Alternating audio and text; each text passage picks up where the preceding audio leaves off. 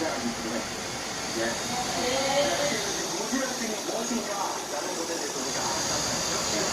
고지혈증을 예방 관리하는 방법을 배우기 때문에 이것은 어떻게 시작하면 좋을까요?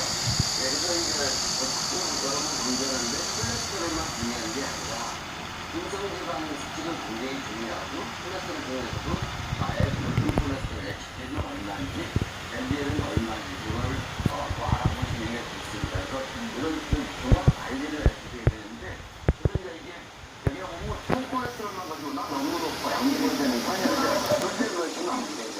근데 유전적으로 높으신 분들 말씀드려 도당이면 굉장히 높고 이런 분들은 약을 치셔야 되고 대개는 이거는 다처럼 술 좀 드시고 생활습관 운동하는 날 약, 음식 드시면 이제는 좋아지세요. 그게 안 될 때는 약 쓰면 되게 한 3, 4일 다 떨어지기 시작하세요. 그런데 이게 하다가 안 되면 약 드십시다. 뭐 다른 정도 드십시다. 그때는 그냥 드시는 게 좋습니다.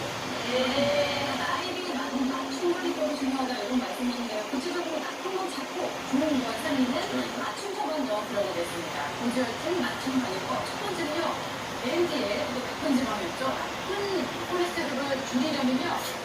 포화지방, 트랜스지방 섭취를 줄여라고 합니다. 그래서 이 앞에 해당 음식들을 준비했는데 한번 보시면요. 자, 저희가 좋아하는 게 다 있습니다. 삼겹살, 마가린, 햄, 가공육들이 있네요. 이게 이제 굉장히 트랜스지방 몸에 항상 높은가 봐요. 정말 다 맛있는 거죠.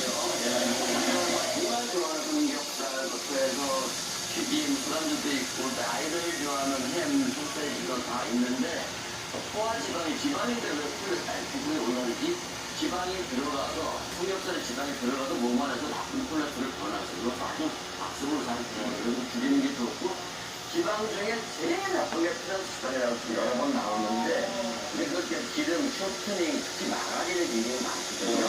감자튀김을 할 때도 이런 좋은 식용유보다도 이 쇼트닝의 튀김은 더 바삭바삭해요. 아이들이 훨씬 더 잘 먹습니다.